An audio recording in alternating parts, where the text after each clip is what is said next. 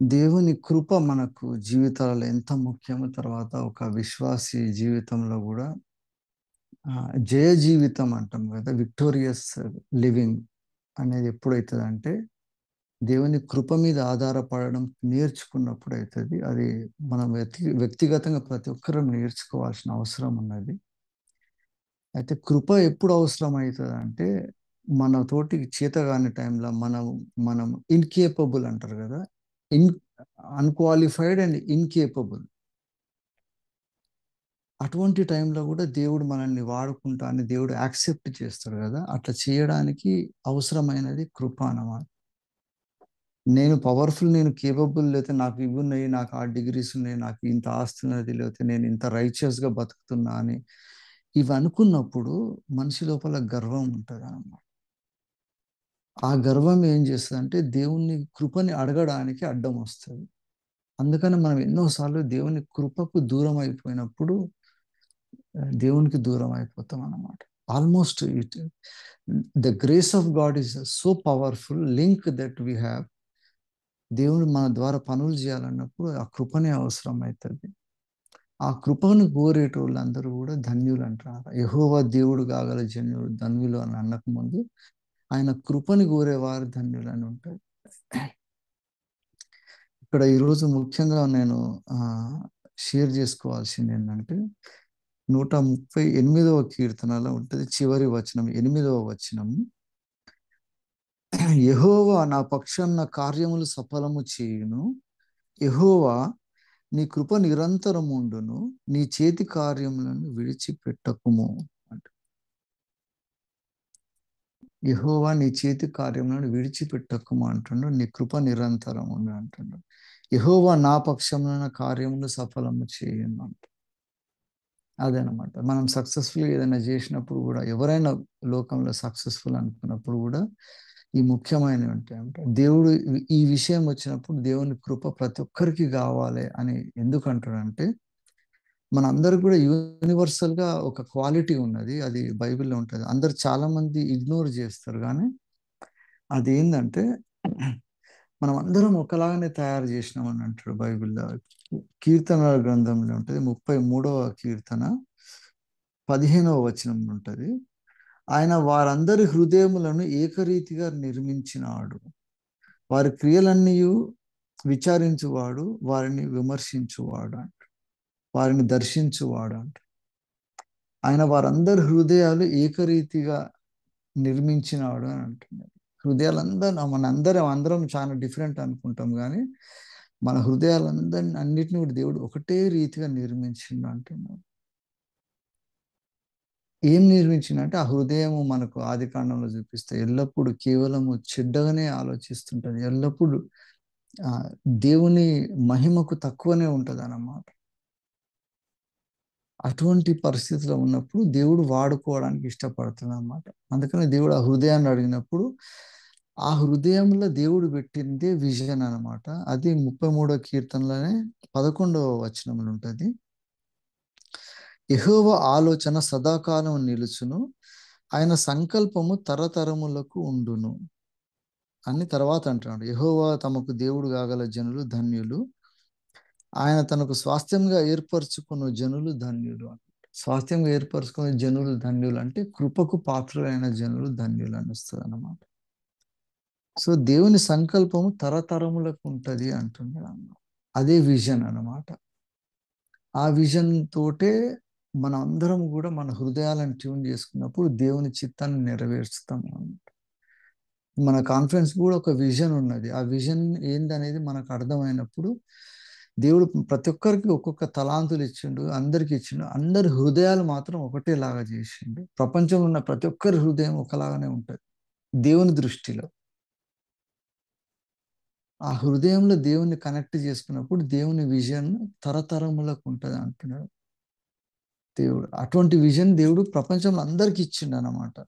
అందుకని అంటుండు, ఆయన ఆలోచన సదాకాలం నిల్చును, ఆయన సంకల్పం తరతరములకు ఉంటుంది అంటున్నాడు. ఆ సంకల్పం నిత్య సంకల్పము మనకు మనకు జెనసిస్లోకి వెళ్ళి మొదలు పెట్టుకుంటే, పాపము నుండి మనల్ని పవిత్రులను చేయడానికి వీక్ పాయింట్లో ఉంటాం అన్నమాట మనం. అన్నిటికంటే వీక్ ఉన్న మనల్ని మోస్ట్ పవర్ఫుల్గా చేయగలుగుతాడు. పాపపు శరీరం నుంచి మనల్ని పరిశుద్ధులుగా చేస్తాడు అనమాట. క్షయమైన ఈ శరీరంతో అక్షయులను చేస్తాడు దేవుడు. ఇట్లా చేయడానికి దేవుని కృప అనేది ఒక బేసిక్ ఎలిమెంట్ ఉంటుంది అన్నమాట. దాన్ని ఆధారపడిపోయినప్పుడు తప్పకుండా పోతుంది.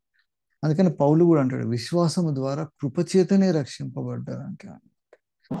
వర్డ్ ఇంకా వేరే ఏదైనా రీజన్ చెప్పి క్లెయిమ్ చేద్దాము, నేను దేవుని పరలోకాన్ని పోవడానికి నాకు ఏదైనా క్వాలిఫికేషన్ ఉందని అనడానికి ఈ ప్రపంచంలో ఎవ్వరికి లేదనమాట. ప్రతి ఒక్క మనుషులందరినీ హృదయాలు ఒకలాగానే చేసిండ్రు. వాళ్ళ హృదయం కూడా ఎప్పుడు వాళ్ళ తలంపులు కేవలం చెడ్డయే ఉంటాయి అన్నమాట. అందుకనే దేవుడు అప్పుడు మనం అంటాం, అరే we're short of your holiness కదా దేవా, నీకంటే నీ పరిశుద్ధతలోకి మేము రావాలంటే మా వల్ల అయితలేదు కదా అన్నప్పుడు అప్పుడు కృపను కోసి ఆరుగుతాం అన్నమాట. పౌలు కూడా ఎంత ఎంత మెచ్యూరిటీ వస్తుందంటే పౌలుకు సంఘాలన్నీ స్థాపించినాక లాస్ట్గా almost he will be in prison. ఆయన ఎప్పుడు మరణ శాసనం కూడా అవుతుంది, శిరచ్ఛేదనం చేయబడుతాను అని తెలుస్తుంది. ఆ టైంలో రాస్తాడు, తిమోతికి రాస్తాడు, నేను ప్రధాన పాపిని అయి ఉన్నా కదా, అయినా ఆయన కృపచేత నన్ను దేవుడు వాడుకున్నాడు అని రాస్తాడు. యు ఆర్ మై, నేను కన్న కుమారును కదా అని అంటాడు ఆయన. అట్లా దేవుడు ఏమంటుండు, పౌలేమో తిమోతి అన్నాడు. అట్లా దేవుడు ఏమంటుండంటే పౌలుని అంటుండ. అట్లా పౌలు కరెక్ట్ చెప్తాడంట, we are the work of God అని అంటాడు. ఎఫెసీ పత్రికలు ఉంటుంది, ఇది 2వ అధ్యాయము 10వ వచనం ఉంటుంది. మరియు వాటి యందు మనం నడుచుకొనవలెనని దేవుడు ముందుగా సిద్ధపరిచిన సత్క్రియలు చేయుటకై మనము క్రీస్తు యేసునందు సృష్టింపబడిన వారమై ఆయన చేసిన పని అయి ఉన్నాము అంటున్నాం. ఇదనమాట, we're the work of God. అందుకనే దేవుణ్ణి ఏమని కీర్తనకారుడు అంటుండంటే దావీదు, యెహోవా నా పక్షమున కార్యము సఫలం చేయము, యెహోవా నీ కృప నిరంతరం ఉండును, నీ చేతి కార్యములను విడిచిపెట్టకు అంటున్నాడు. దేవుడిని we're the work of God అన్నమాట. దేవుడు మనల్ని విడిచిపెట్టొద్దు అని ప్రార్థన చేస్తున్నాడు. అయితే దేవుడు ఆయన కార్యములను చేసినప్పుడు ఇంపర్ఫెక్ట్గా చేయడు కదా, మరి మనం కూడా అంత వీక్ ఉన్నాము కదా ఎట్లా అని. మరి మన దేశంలో కాంటెక్స్ట్ చూస్తే ఎక్కువ మంది క్రైస్తవులని తక్కువ కులములో లేకపోతే తక్కువ సొసైటీలో మొత్తం చాలా తక్కువ ఉన్న వాళ్ళగా చూస్తుంటారు. సో లోయెస్ట్ లెవెల్ నుంచి దేవుడు ఎలివేట్ చేస్తాను అంటున్నాడు కదా. వీకెస్ట్ పాయింట్ నుంచి దేవుడు అంటారు. మనం రక్షించడానికి కూడా యేసే కూడా పరలోకంలో అన్ని వదిలేసి వచ్చినప్పుడు he came down to be the weakest among అనమాట. అందుకని అంత ఈజీ అటువంటి పరిస్థితులకు వెళ్ళి దేవుడు మహిమ పొందుతాడు అనమాట. అప్పుడు కూడా దేవుడు ఇదే ప్రార్థన చేస్తాడు. యేసయ్య వచ్చి ప్రార్థన చేసినప్పుడు నీ చిత్తం అయితే నన్ను దీని నుంచి తప్పించు, కానీ నీ చిత్త ప్రకారంగా నేను ఎండ్యూర్ చేయాలి కాబట్టి ఈ సిలువ నుంచి పోతాను. మన కెపాసిటీస్ మనకున్న పరిస్థితులన్నీ కూడా మనము వీక్ అనిపించినప్పుడే మనం స్ట్రాంగ్ అవుతాం అన్నమాట. అదే పౌలు అంటాడు. అందుకని నేను ఎప్పుడు బలహీనుడనో అప్పుడే బలవంతుడని అవుతున్నాను అంటే. కాబట్టి మనం ఆ పాటలో కూడా నేను ఇంతకుముందు చేసిన అట్లా బలహీనతలో ఫలహీనతలు అంటాడు. మనం చేసే పనుల్లో కూడా రిజల్ట్ వస్తలేదు కదా అనుకుంటాం, హైలీ డిస్సాటిస్ఫాక్షన్ ఉంటుంది, ఏమైతలేదు అనుకునేటప్పుడు దేవుడు అంటాడు అనమాట, అక్కడనే నా కృప ఉన్నది, నీకు మహిమ చూపిస్తాను అంట. అందుకనే మనం వెన్ వీఆర్ వర్కింగ్, ఇప్పుడు దేవుని పని మనం అంటున్నాడు కదా, దేవుడే మనల్ని చేసినట్టు, వీఆర్ హిస్ క్రియేషన్ అంటుండు. అటువంటి దేవుడు చేసిన పనే ఇంత వీక్గా ఉన్నప్పుడు మనం చేసే పనులు కూడా వీక్గా ఉంటాయి కదా అని మనం డిమోరలైజ్ కాకుండా అంటున్నమాట. నేను ఎంత వీక్గా క్రియేట్ చేసినానో మీ అందరు మనుషులను ఒకలాగా చేసిన కదా, కానీ ఆ హృదయంలోనే నేను నా ఆత్మను పెట్టినప్పుడు పవిత్రులు అవుతారు, మీరు దేవుని కుమారులు కావడానికి అది పని చేస్తుంది, అది నా కృప చేత చేస్తా అంటాడు. అటువంటి ట్రాన్స్ఫర్మేషన్ వస్తుంది అనమాట. అందుకని మనం చేసే చిన్న పనితోటి కూడా ఫెయిల్ అవుతుంది అనుకుంటే దాని రిజల్ట్ మ్యానిఫోల్డ్ ఉంటుంది అనమాట, గ్లోరియస్ ఉంటుంది. అది మనకు కనిపిస్తుంది. 5 రొట్టెలు పట్టుకుని వాడు కూడా చిన్న పనే చేస్తాడు, వాడు అసలు అది పెద్ద అదొక కాంట్రిబ్యూషన్ కింద కూడా కాదు. దావీదు కూడా పోయి ఎక్కడో ఇంట్లో అందరికంటే లాస్ట్ వాడు అని చెప్పేసి గొర్రెలు కాస్తా ఉంటాడు, అక్కడి నుంచి పట్టుకొస్తాడు. అక్కడ నుంచి వచ్చినాక కూడా దావీదు యూజ్ చేసిన లాంగ్వేజ్ కానీ దావీదు యూజ్ చేసిన వెపన్స్ కానీ చూస్తే అన్ని కూడా దేవుడు నడిపిస్తూ ఉంటాడు. Very minor things but they make major difference. మనం కూడా మన కెపాసిటీలో ఉన్న వాటి చిన్న చిన్న వాటితోటే మనం దేవుని కొరకు చేస్తూ ఉంటాము కదా. చేస్తుంటే చాలా గొప్ప కార్యాలు.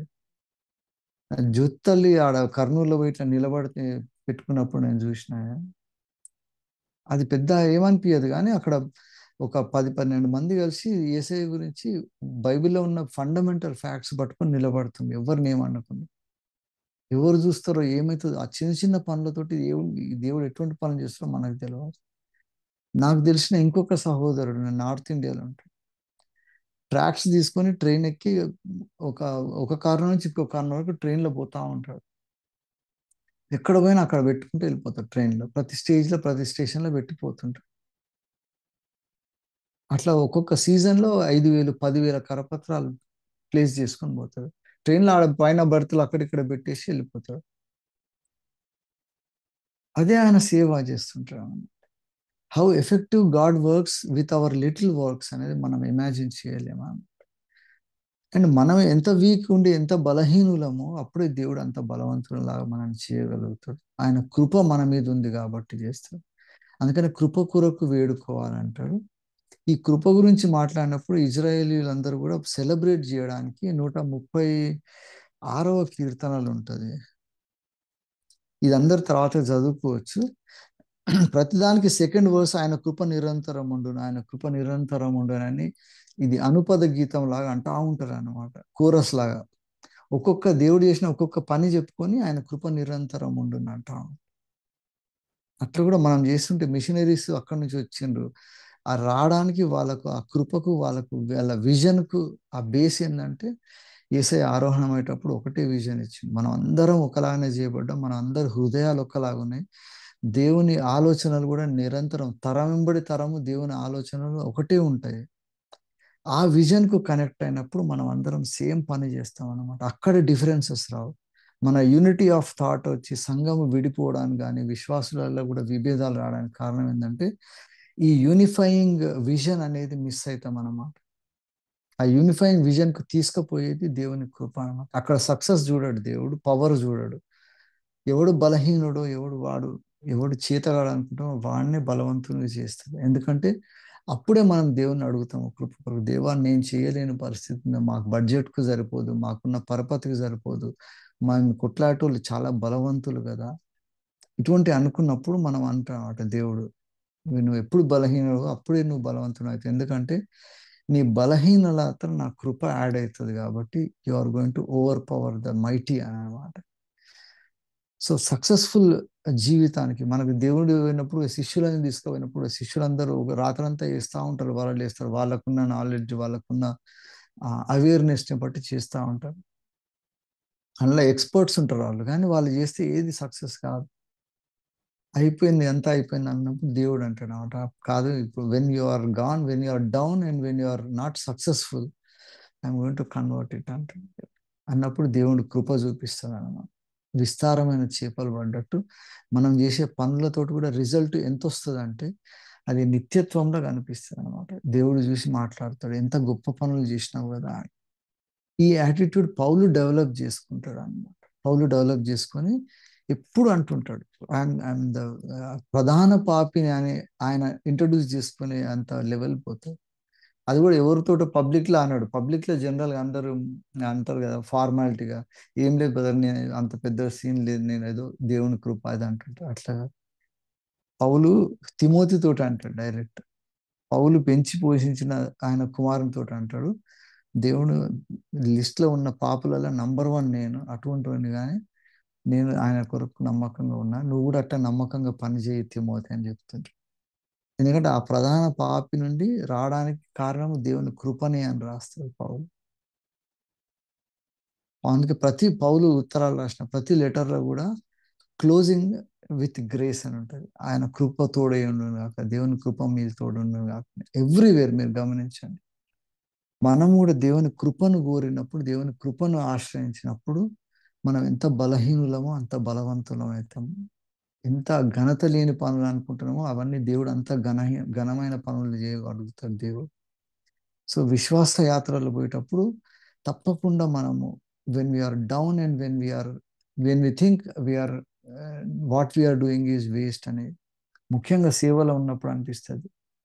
ఫలహీనత అనేది ఒకటి దొరుకుతుంది. ఎంత చేసినా ఏం ఫలితం లేదు కదా, నా సేవకి ఏం దొరుకుతలేదే ఫలితం అనే నిరాశ ఉన్నప్పుడు దేవుడు అంటాడు, నా కృప చాలు నీకు, కీప్ ఫార్వర్డ్, మూవ్ ఫార్వర్డ్ అంటాడు. అది ఎక్కడ దేవుడు ఫలితం ఇస్తాడనేది మనం నిత్యత్వంలో చూడగలుగుతాం. మనం నిత్యత్వానికి పోవాలంటే మనకు కావాల్సిన రెండు ఉన్నాయి. విశ్వాసం ఉండాలి, కృప చేతనే రక్షింపబడతాం. మన రక్షణకు ఫండమెంటల్ ఇవన్నమాట. ఇది కాక ఇంకొక మంచి ఇన్సైట్ బైబిల్లో ఉంటుంది. దేవుని భయము భక్తి కూడా లేకపోతే మనం ఏం చేయలేము అన్నమాట. ఈ ఈ విశ్వాసంతో మనం భయభక్తులు ఉండాలంటే బైబిల్లో ఒక రెండు ముఖ్యమైన ఎలిమెంట్స్ ఉన్నాయి. అవి మనం డెవలప్ చేసుకోవాలి. ఏమంటుండంటే 33వ కీర్తనలోనే, యెహోవా దృష్టి ఆయన యందు భయభక్తులు గల వారి మీదను ఆయన కృప కొరకు కనిపెట్టు వారి మీద నిలుచుచున్నది అంటుంది. దేవుడు చూసేది ఎవరంటే ఆయన కృప కొరకు కనిపెట్టేటోళ్ళ కోసం చూస్తున్నాడు. ఆయనకు భయభక్తులు గల వారి మీద ఉంటుంది, ఆయన కృప కనిపెట్టే వాళ్ళ మీద ఉంటుంది. ఆయనకు భయభక్తులు కలిగిన వారికి ఉండాల్సిన క్వాలిఫికేషన్స్ కూడా అదే కంటిన్యూషన్ 34వ కీర్తన రాస్తారు. యెహోవా యందలి భయభక్తులు మీకు నేర్పెదను, బ్రతకగోరు వాడు ఎవడైనా ఉన్నాడా, మేలు నొందుచు అనేక దినములు బ్రతకగోరు వాడు ఎవడైనా ఉన్నాడా. మనం అందరం ప్రతి ఒక్కరం కూడా అదే అనుకుంటున్నాం కదా, ఎక్కువ రోజులు బ్రతకాలి, మంచిగా సంతోషంగా ఉండాలనుకునేటోళ్ళు వాళ్ళు చేయాల్సిన యెహోవా యందలి భయభక్తులు ఏందని నేర్పిస్తున్నాడు చూడు. దావీదు ఏమంటాడంటే భయభక్తులు ఉండడానికి రెండు మూలమైనవి. చెడ్డ మాటలు పలకకుండా నీ నాలుకను, కపటమైన మాటలు పలకకుండా నీ పెదవులను కాచుకోవాలి. భయభక్తులు కలిగి ఉండడానికి ఇంకొకటి ఏం చేయాలంటే, కీడు చేయుట మాని మేలు చేయము, సమాధానము వెదికి దాన్ని వెంటాడుము. ఇవి రెండు మనం చేస్తే దేవుని భయభక్తులు మనకు డెవలప్ అవుతాయి అన్నమాట. ఎవడు భయభక్తులు కలిగిన వాడు అంటే ఇవి రెండు చేయాలి. కపటమైన మాటలు పలకొద్దు, దుర్భాషలు ఆడొద్దు అంటున్నాడు, చెడ్డ మాటలు పలుకుతాం. చెడ్డ మాటలు అంటే అది ఒక పెద్ద వైడ్ డెఫినేషన్ ఉందన్నమాట. చెడ్డ మాటలు అంటే అంత ఒకరికి కీడు జరిగే మాటలు, నెగిటివ్ థింకింగ్, నెగిటివ్ అన్ని మాట్లాడుతూ ఉంటారు అనమాట.